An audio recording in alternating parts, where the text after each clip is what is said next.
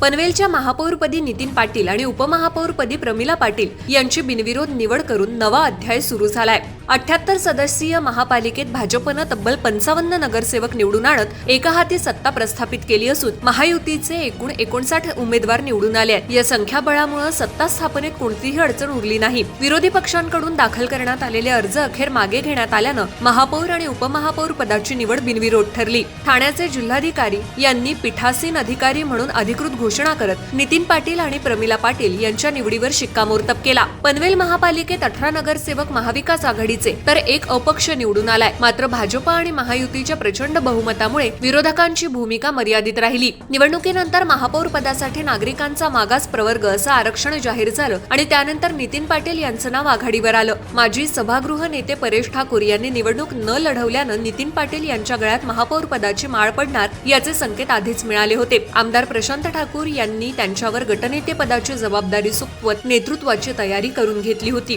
प्रभाग क्रमांक 18 मधून नितीन पाटील यांच्या विरोधात रोहन गावंड यांचा अर्ज बाद झाल्यानंतर पाटील बिनविरोध निवडून आले। यामुळे भाजपचे खाते आणखी मजबूत झाले। स्वीकृत नगरसेवक म्हणून 5 वर्ष त्यांनी सभागृहात बजावलेली प्रभावी भूमिका, संघटनात्मक कामगिरी आणि पक्षनिष्ठा यांचा विचार करून आमदार प्रशांत ठाकूर यांनी त्यांना पनवेलचा प्रथम नागरिक होण्याची संधी दिली। अभिवादन आणि औपचारिक घोषणा। मंगळवारी सकाळी छत्रपती शिवाजी महाराज आणि भारतरत्न डॉक्टर बाबासाहेब आंबेडकर यांच्या पुतळ्यांना पुष्पहार अर्पण करून सर्व नगरसेवक आणि पक्ष पदाधिकारी नतमस्तक झाले। त्यानंतर आद्य क्रांतीवीर वासुदेव बळवंत फडके नाट्यगृहात महापौर आणि उपमहापौर पदाची बिनविरोध निवड औपचारिकरित्या जाहीर करण्यात आली। माजी खासदार रामशेठ ठाकूर, आमदार प्रशांत ठाकूर, आमदार महेश बालदी, माजी नगराध्यक्ष JM म्हात्रे, भाजप जिल्हाध्यक्ष अविनाश कोळी, माजी विरोधी पक्षनेते प्रीतम म्हात्रे, शिवसेनेचे जिल्हाप्रमुख रामदास शेवाळे, RPIचे प्रभाकर कांबळे आणि माजी सभागृह नेते परेश ठाकूर यांनी नवनिर्वाचित महापौर उपमहापौरांचं अभिनंदन केलं। भारतीय जनता पार्टीचा या पनवेल महानगरपालिकेमध्ये या पनवेल महानगरपालिकेचे शिल्पकार आमचे नेते माननीय आमदार प्रशांतजी ठाकूर साहेब यांच्या नेतृत्वाखाली हा दुसऱ्यांदा भारतीय जनता पार्टीचा महापौर बसतोय। हे पक्ष संघटनेचं यश आहे। याबद्दल मी आमचे महाराष्ट्राचे मुख्यमंत्री माननीय देवेंद्रजी फडणवीस साहेब, आमचे प्रदेशाध्यक्ष रवींद्रजी चव्हाण साहेब, लोकनेते रामशेठ ठाकूर साहेब ज्यांनी आम्हाला 2017 साली जी मार्गदर्शक तत्व आखून दिली त्याच्यावर जो कार्यकाळ झाला त्याची ही यशस्वीता आहे। त्यानंतर आमचे दोन्ही आमदार माननीय आमदार प्रशांतजी ठाकूर साहेब, आमदार महेशजी बालदी साहेब, JM म्हात्रे साहेब, अविनाशजी कोळी साहेब, आमचे सभागृह नेते परेशजी ठाकूर साहेब, अरुण शेठ भगत साहेब, आमचे सहकारी इथे अनिल मामा आलेले, आम्ही सर्व सहकार्याने आमच्या महापौर असतील कविताताई चोतमल, त्यानंतर विविध पदांवर आमच्या बऱ्याच लोकांनी उपमहापौर किंवा स्टँडिंग चेअर म्हणून चांगलं काम केलं। त्याचाच हे फळ आहे की 51 आम्ही 55 झालो आणि या इथे 2026 साली पुन्हा दुसऱ्यांदा भारतीय जनता पार्टीचा महापौर या इथे विराजमान होताना दिसत आहे। मी मागे पण सगळ्या बाईटमध्ये सांगितले की आमचे सभागृह नेत्यांनी एक विजन घेऊन गेले 8 वर्ष काम केलेलं आहे।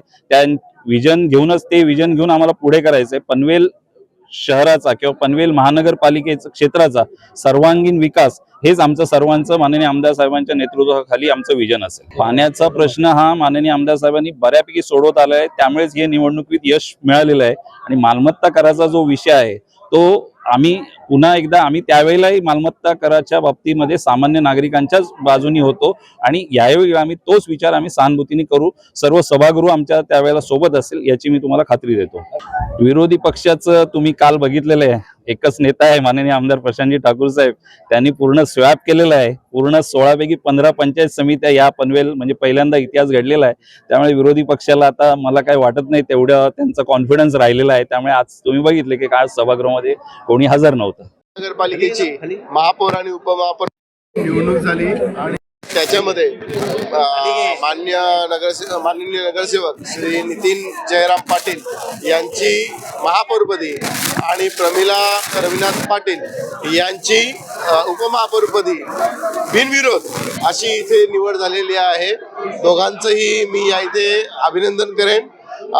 त्यांनी पनवेल महानगरपालिकेमध्ये पूर्वीच्या काळामध्ये केलेलं कार्य पनवेल महानगरपालिका क्षेत्रात नागरिकांसाठी भारतीय जनता पार्टी पक्ष वाढावा यासाठी ज्या प्रकारे काम केलं त्याचंच यश म्हणून आज या इथे त्यांची महापौरपदी आणि उपमहापौरपदी ही निवड होताना दिसत आहे। त्या दोघांचं मी पुन्हा एकदा अभिनंदन व्यक्त करतो।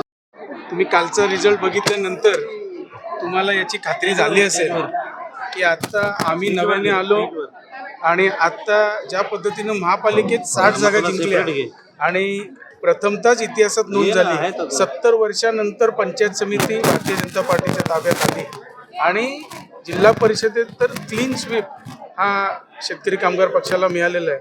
त्याच्यामुळे माननीय आमदार प्रशांतजी ठाकूर साहेब यांच्या नेतृत्वाखाली आम्ही 100% आणि माझे सहकारी आम्ही आता दोघेही सभागृहात नसणार, परेशजी ठाकूर साहेब आणि मी, कारण त्यावेळी आमची जोडी एक चांगल्या विकासात्मक दिशेला नक्कीच.